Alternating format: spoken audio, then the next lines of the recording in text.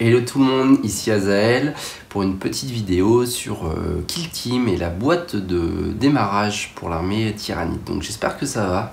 Moi je suis un petit peu malade, ça va s'entendre à ma voix, je parle un petit peu du nez, donc voilà, j'espère que ça ira quand même pour cette vidéo là. Donc qu'est-ce qu'on va faire dans cette vidéo? Tout simplement je vais vous présenter le contenu de la boîte. Je ferai sans doute au total au moins 3 vidéos. La première, c'est vraiment pour vous parler quand même du contenu, puisque cette boîte-là est sortie samedi.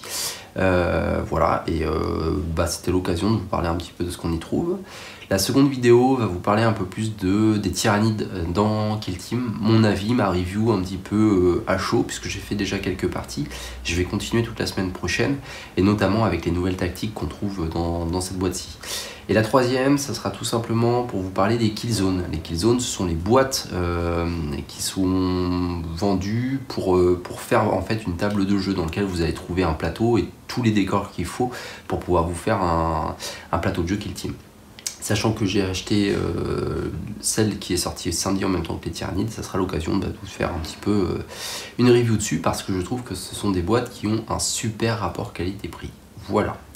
Mais aujourd'hui, je vous parle de la boîte de base qui est appelée donc Set de débutants tyrannides, avec un petit sous-titre qui est l'ombre grouillante, dans laquelle on va pouvoir retrouver tout ce contenu. Alors, toutes les boîtes de démarrage des armées sont à peu près structurées de la même manière, à savoir, on va retrouver des unités, on va retrouver une carte qui est une tactique spécialement dédiée en fait aux éléments de décor que vous retrouvez à l'intérieur, donc ça j'y reviendrai, mais c'est plutôt cool.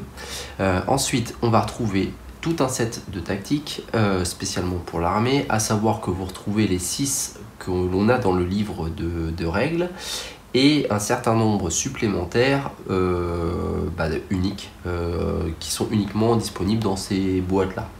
Ici chez les tyrannides, donc on en a 6 de base qui sont celles que vous retrouvez dans le livre de règles de base, et 6 nouvelles qui sont vraiment assez puissantes je trouve, mais on les détaillera tout à l'heure. Ensuite vous retrouvez les datasheets, un livre de fluff, les pions, et puis deux cartes qui sont en réalité des scénarios, un qui va être à jeu égal et l'autre en narratif. Voilà, et bien écoutez, on va ouvrir tout de suite la boîte et puis on en parle un peu plus en détail. Voilà. C'est parti pour le détail de la boîte. Voilà ce que l'on y trouve lorsque on l'ouvre. Donc on commence tout de suite par les éléments de décor qui sont en plastique colorisé, enfin teinté, ici en marron. Petit aparté là-dessus, je vous rassure tout de suite, le détail de ce plastique là est identique, de même qualité que les figurines. Par contre, le plastique en lui-même peut présenter une qualité légèrement moins bonne. Je vous dis ça tout simplement parce que ça a été le cas d'un ami qui a acheté la boîte de démarrage des orques et qui vraiment trouve que la qualité du plastique était moins bonne. Je les ai vus et effectivement, effectivement il y a une vraie différence de qualité. C'était pas mon cas, notamment sur le culte Genestealer, donc pour ces décors-ci, je ne sais pas. Je vous tiendrai au courant lorsque je les aurai montés. Voilà, et je veux bien avoir des retours, n'hésitez pas si c'est votre cas à en parler un petit peu. Donc ici, on a les deux grappes qui vont nous permettre de monter l'intégralité des décors. Voilà, ces deux grappes identiques, hein, si vous vous posez la question, c'est exactement la même. Hop, ce qui va nous permettre de monter donc les deux conteneurs, les bidons et les caisses. Ensuite, on va commencer tout de suite par les cartes. Donc, je vous présente les datasheets, vous avez l'habitude sûrement d'en voir. Donc, pour rappel, il n'y a pas de datasheet vierge dans les boîtes de démarrage des armées. Si vous souhaitez en avoir, soit vous pouvez en acheter en séparé, soit dans la boîte de démarrage, soit tout simplement gratuitement en les téléchargeant sur le site officiel. Par contre, attention, elles sont légèrement plus petites, il faut le savoir. Je ne vais pas rentrer dans le détail puisque là on n'a que du Genestealer, il n'y a pas beaucoup de différence en termes d'équipement et de possibilités de personnalisation. Je vais juste vous parler d'un petit détail. On a bien des Genestealers qui ont des rôles. Ici par exemple le combat. faut faire attention tout simplement parce que le bonus accordé par ce rôle-ci n'est pas ajouté en fait à la datasheet. Typiquement le rôle combat apporte une attaque, ici on est toujours à 3. Voilà, faut le savoir, c'est un petit détail, mais si vous utilisez ces datasheets là, n'oubliez pas d'ajouter les bonus en plus. Voilà. Ensuite, on va passer tout de suite à la carte, donc la tactique spéciale pour les décors qui sont dans la boîte, à savoir ici les barils et puis les caisses de munitions. Donc c'est une tactique qui s'appelle Traîner dans les ténèbres, qui coûte 2 points de commandement, qui est notée comme étant tactique tyrannide, donc seuls les tyrannides peuvent l'utiliser. Cependant, la boîte garde impériale qui est sortie en même temps que le salut tyrannide a la même tactique, étant donné qu'elle a les mêmes décors. Donc voilà, il faut le savoir, ça donne un petit avantage. Vous n'êtes pas obligé de la jouer tout simplement, vous devez, je pense, vous mettre d'accord quand même avec votre adversaire, mais c'est toujours sympa. Qu'est-ce que ça fait? Alors, c'est utiliser cette tactique lorsque vous choisissez une figurine de votre kill team pour tirer avec à la phase de tir. Si sa cible est à 1 pouce d'au moins une caisse du Minotaurium ou d'un baril du Minotaurium, léger de blessure de 6+, inflige une blessure mortelle en plus de tout autre dégât. Et ça pour 2 points de commandement. C'est sympa, est-ce que c'est super utile? Non, mais par contre je trouve que ce genre d'initiative rajoute un petit peu d'immersion aux tables. Et d'ailleurs, je pense que si vous faites des tables avec votre propre thème, ça peut toujours être sympa, si votre adversaire est d'accord, de créer vous-même en fait des petites tactiques comme ça, simplement parce que ça va enrichir l'immersion. Et ça va faire en sorte que votre table ait un impact sur les jeux. Voilà, on va passer aux tactiques tyrannides. Je ne vais pas rentrer dans les détails tout de suite puisque j'y reviendrai après, étant donné que c'est là que je puisse vous en parler. Par contre, on retrouve les 6 de base du livre de règles plus 6 nouvelles. Et j'en profite pour faire une aparté sur ce point, puisque je trouve ça un petit peu limite. Pourquoi un petit peu limite? Parce que Kill Team, en tous les cas dans la communication, ça a été, vous achetez la boîte, et puis finalement, vous aurez tout pour jouer. Voire même en allant un peu plus loin, c'était n'acheter, si vous avez déjà des figurines, si vous êtes déjà joueur de 40K, eh bien achetez juste le livre de base. Ce qui était une super idée, sauf qu'en fait on se rend compte que oui et non. Oui et non tout simplement parce que ces cartes-là, qui sont donc 6 nouvelles, qui ne sont pas dans le livre de base, ne sont pas achetables en séparé, voire téléchargeables tout simplement gratuitement. Et ça, je trouve ça un peu limite, parce que je comprends le modèle économique derrière, il y a d'autres jeux qui le font, mais tant qu'à faire, il fallait en parler dès le départ, ou donner une alternative, tout simplement en allant les télécharger, puisque c'est pas non plus un système de deck comme on peut trouver dans Shadespire, donc avoir la carte en réel n'apporte à mon sens pas grand chose. Donc voilà. Si jamais d'ailleurs au passage vous voulez que je vous en parle un peu plus, même si tout à l'heure je vais vous les décrire, n'hésitez pas à me contacter. Hein. Donc je vous les détaille juste après parce qu'il y a pas mal de choses à dire dessus. Ensuite on a un petit livret qui est un livret donc fluff et background. Écoutez, je ne l'ai pas encore lu, je vais être honnête, je ne l'ai pas encore lu. Par contre moi je trouve que c'est sympa. En fait, pourquoi? Parce que Kill Team, qui est donc présenté un peu comme un jeu entre guillemets e-sport, donc surtout pour orienter tournoi, etc.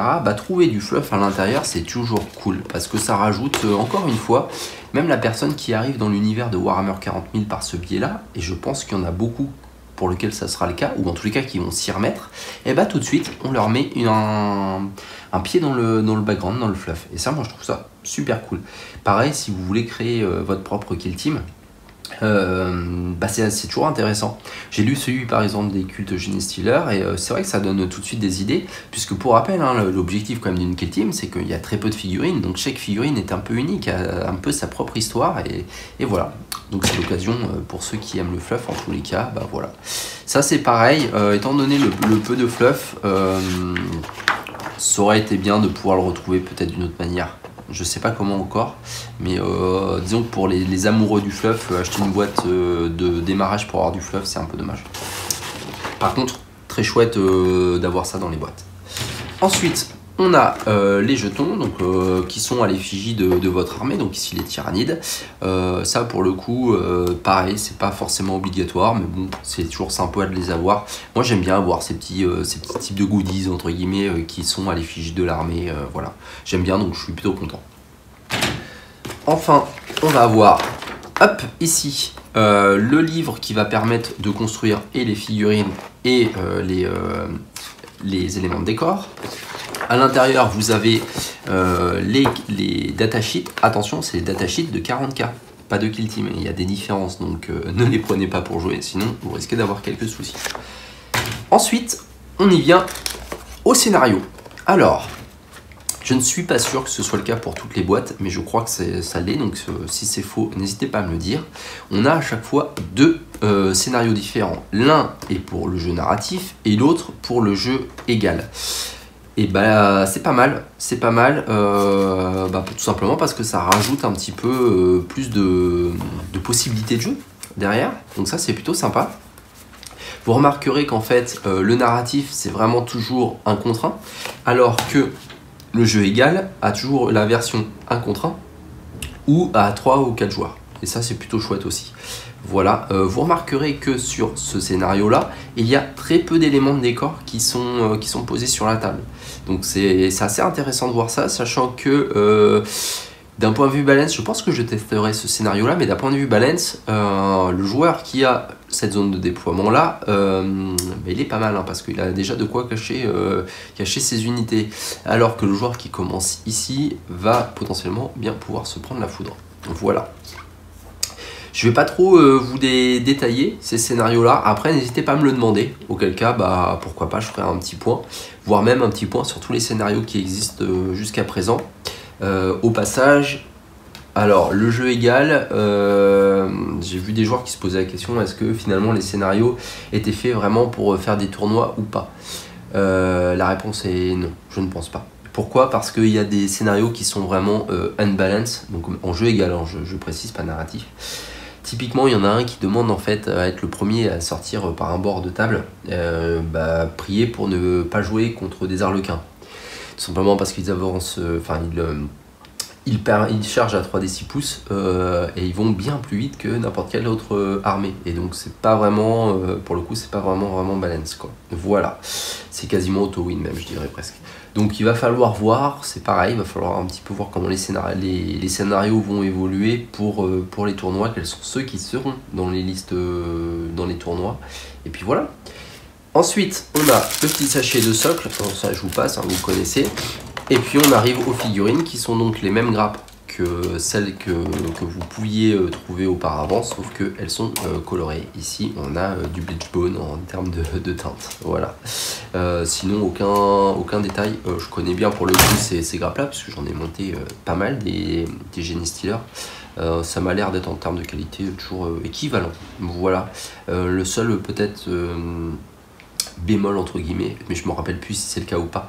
Il y a vraiment des lignes de moulage qui m'ont l'air d'être vraiment très marquées, peut-être un peu plus que sur le plastique classique.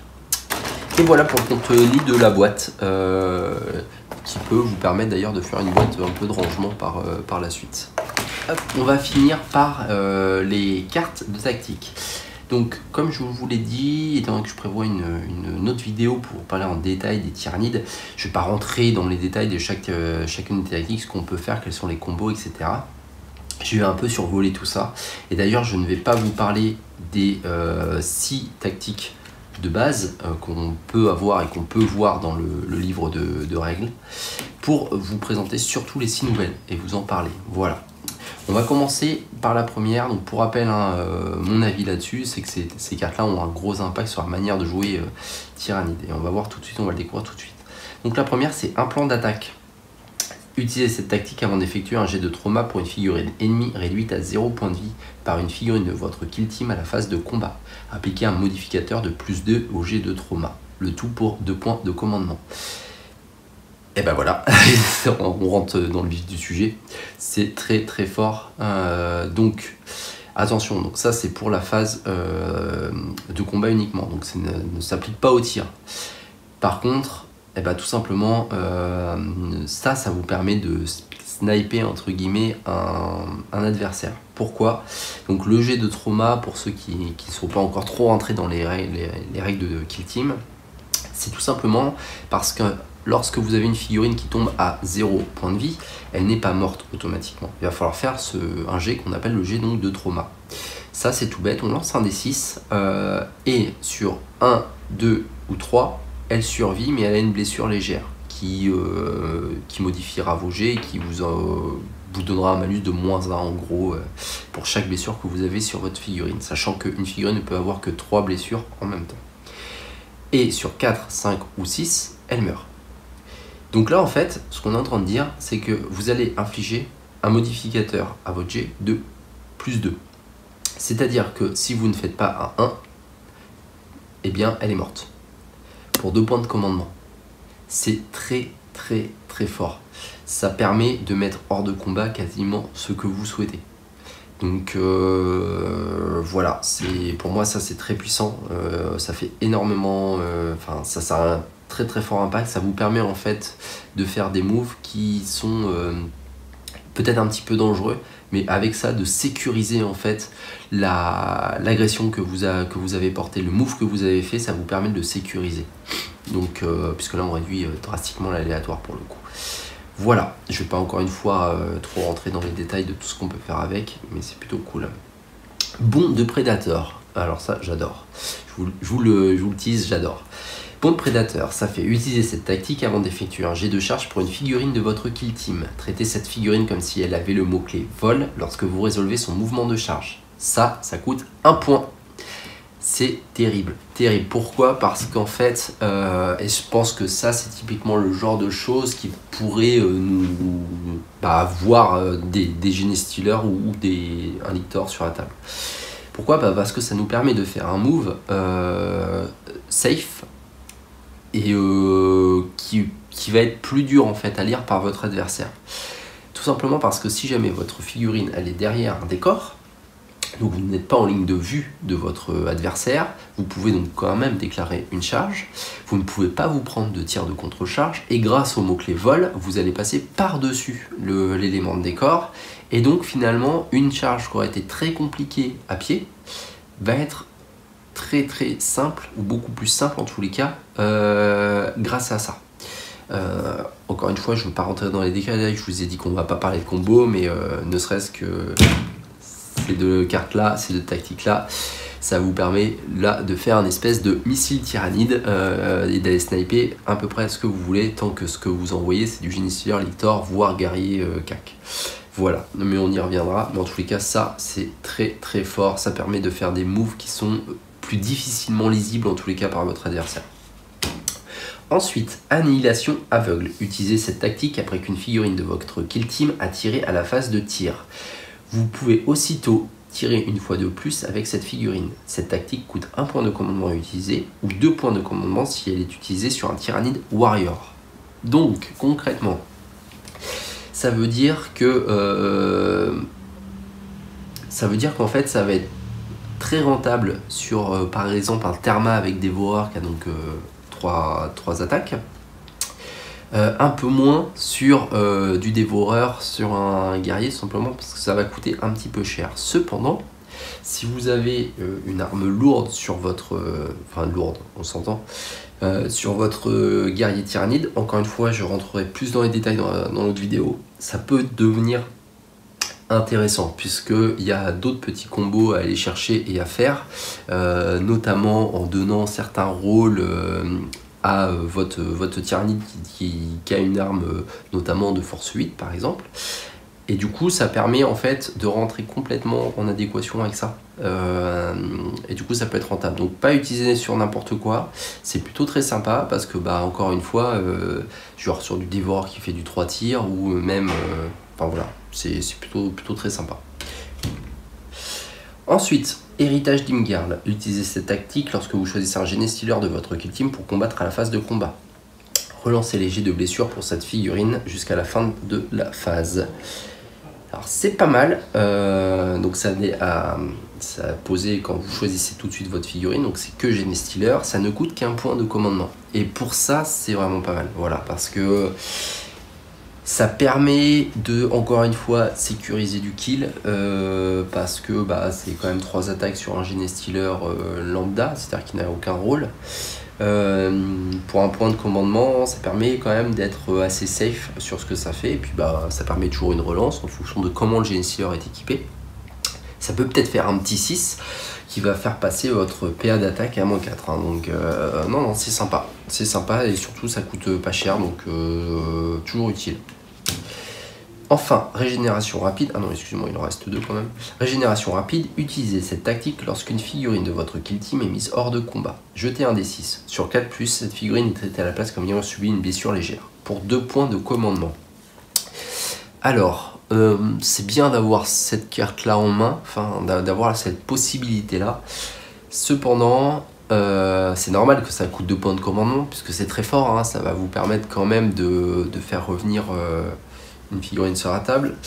Là où j'émets des petits doutes, c'est que en fonction du nombre de blessures que votre figurine possède déjà, et donc des malus que vous allez avoir à votre jet de trauma, il sera peut-être plus intelligent de dépenser 1 point de commandement pour relancer le jet de trauma, qui donc pourrait être sur déjà 4+, plutôt que d'avoir dans l'idée de d'utiliser cette tactique-là, quoi. Et le problème, c'est le côté aléatoire, sachant que cette tactique-là existe aussi côté Space Marine, sauf que c'est 2 points de commandement et pas d'aléatoire. Hein. Donc voilà. Je suis mitigé, c'est toujours bien, je pense que c'est toujours bien d'avoir cette possibilité-là en termes de tactique. Et après, est-ce que c'est très rentable de le faire? Pas forcément. Encore une fois, hein, on gagne 2 points de commandement par tour, si jamais votre leader est encore en vie. Donc les points de commandement, vous n'en avez pas non plus énormément. Et 2 points de commandement, c'est donc un tour. Tous les points de commandement de votre tour sont consommés pour ça. Donc sur une première phase ou à un moment donné où vous avez un rôle qui tombe alors que c'est le pilier de potentiellement votre stratégie sur le tour qui arrive, ok, mais sinon ça me paraît compliqué, surtout dû à l'aléatoire. Voilà. Enfin, poussée d'adrénaline, utilisez cette tactique à la fin de phase de combat. Choisissez une figurine de votre kill team. Cette figurine peut immédiatement combattre une fois supplémentaire pour forcément 2 points de commandement. C'est ultra balèze, ça c'est vraiment très très fort. Typiquement, vous voyez la différence entre celle-ci et la tactique d'avant. Ça c'est balèze. Si jamais vous avez notamment du Genestealer ou du Lictor, et encore mieux du Lictor qui a le rôle combat, soit 5 attaques, voilà, vous avez une figurine à 5 attaques qui touche sur 2+, qui a de fortes chances de blesser sur du 3+. Quand je dis forte chance, c'est vraiment très forte chance de blesser sur 3+, voire même du 2+ sur certaines figurines. Non, franchement, c'est balèze. Voilà. Par contre, attention, c'est à la fin de la phase de combat. Donc, si jamais vous prévoyez de l'utiliser, assurez-vous quand même qu'elle survive à la phase de combat en cours, parce que voilà, ce serait dommage. Voilà, on a fait à peu près le tour. Je pense qu'on a fait, je vous ai un peu présenté un peu tout ce qu'il y avait dans la boîte. Toutes les boîtes sont structurées à peu près de la même manière, donc sachez que si les tyrannides ne vous intéressent pas, en tous les cas les autres boîtes proposent à peu près le même contenu. Généralement les 6 tactiques supplémentaires, je crois que toutes les armées ont 6 tactiques, mais je suis pas sûr, mais en tous les cas il y en a toujours des supplémentaires qui ont toujours un impact très fort sur la manière de jouer l'armée, ce que je regrette un petit peu. Enfin, en tous les cas, je préfère que les tactiques supplémentaires impactent quand même le style de jeu, mais j'aurais préféré qu'elles soient disponibles d'une autre manière pour les gens qui ne souhaitent pas acheter tout simplement la boîte. Voilà, après sur le contenu de la boîte, c'est donc entre 40 et 45 € en fonction si vous l'achetez chez Game Workshop ou à un revendeur, puisque je crois qu'elle est à 45 €. Je vérifierai, je suis pas sûr. Est-ce que c'est rentable ou pas? Ça va dépendre de plein de choses. Typiquement, moi je l'ai acheté, c'était très rentable pour moi parce que j'étais intéressé et par les décors et par les figurines, puisque je complète mes unités de Genestealer pour mon armée tyrannide. Donc voilà, le fait, en plus moi je suis plutôt friand de l'achat pour les petits pions d'objectifs de ce type là. C'est du genre de petits goodies en tous les cas que j'aime bien avoir avec le thème de mon armée, donc ça c'est plutôt chouette. Donc c'est très rentable. Après, si jamais seules les cartes vous intéressent, la rentabilité chute très drastiquement. Donc voilà, si seulement les décors vous intéressent, forcément ça fait un peu cher. Si juste les figurines vous intéressent, ça fait très cher. Donc en fait, il faut vraiment, je pense, enfin c'est des boîtes qui sont vraiment très orientées pour la personne qui veut jouer avec Kill avec ces figurines là. Voilà. Après, ce qui peut être intéressant tout de même, et c'est là où c'est plutôt rentable, c'est que les cartes vont pouvoir, à mon avis, se revendre de manière séparée. Ça, c'est pareil, ça va pouvoir se revendre de manière séparée. Les décors de manière séparée, les figurines de manière séparée. Et au final, tout simplement, votre boîte vous aura pas coûté grand-chose, voire même, si vous êtes malin et patient et que vous achetez la boîte et que vous revendez tout en séparé, vous allez même gagner de l'argent. Donc, on peut pas dire que la boîte ne soit pas rentable, mais on va dire que est-ce qu'elle a un intérêt aussi fort que les autres boîtes, notamment la boîte de base ou les Killzone? Je ne trouve pas, personnellement. Voilà. C'est vraiment à vous de voir ce qui vous intéresse le plus dans la boîte. Si vous vous posez la question, ouais mais moi j'ai que les figurines qui m'intéressent, bah non. Donc vraiment c'est pas si intéressant que ça. Voilà. Sauf encore une fois, si vous êtes patient et que vous comptez revendre les autres éléments séparément. Où je pense que là pour le coup, pourquoi pas. Après, n'hésitez pas aussi à passer sur Planet Wargame, le site Planet Wargame, puisque ça vous permet d'aller chercher des figurines d'occasion. C'est un site qui est sécurisé, donc n'hésitez pas à aller y faire un tour, puisque notamment pour Kill Team, si vous cherchez une figurine en particulier qui ne va pas forcément sortir dans ces bandes-là, Planet Wargame, vous allez peut-être trouver votre bonheur. Voilà. Eh bien écoutez, j'ai fini avec cette vidéo là. N'hésitez pas à me poser des questions si vous voulez plus de précision sur certains points. Les 2 prochaines vidéos qui arriveront, il y en aura une spécifiquement sur les tyrannides, mais vraiment sur ce que je pense des différentes unités, des équipements, la manière de les jouer, quelles sont les forces, les faiblesses, etc. Encore une fois, selon moi, avec les quelques parties que j'ai fait. Là, pour information sur Kill Team, j'en suis à une quinzaine de parties, donc le jeu est vraiment cool. J'ai l'occasion et la chance de pouvoir jouer aussi sur mon lieu de travail midi, donc c'est plutôt chouette, ça permet d'enchaîner les parties. Et puis voilà, donc ce sera avec ma propre expérience, et puis mais c'est toujours bien finalement de faire une petite vidéo et puis de voir quelques temps après si on est toujours d'accord avec notre analyse ou si ça a évolué depuis. Je vais juste en profiter pour vous faire un petit teasing quand même sur une boîte. Hop, qui est ici. Je vous parlais des Killzone, c'est ça. Celui-là, c'est Killzone Secteur Munitorum. Ça coûte 60 ou 65 euros, je ne sais plus. Et là, pour le coup, ça, c'est de la grosse balle. Voilà, ça, pour le coup, c'est ultra rentable si les décors vous intéressent. C'était un petit teasing puisque je ne vais pas vous en parler dès maintenant. Je referai une vidéo dédiée et spécialement dessus dans très peu de temps. Voilà, je vous dis à très bientôt. Et puis vous pouvez me suivre comme d'habitude sur ma page Facebook. N'hésitez pas à laisser des commentaires si vous voulez plus d'informations. Et puis je vous dis à très bientôt. Allez, ciao ciao.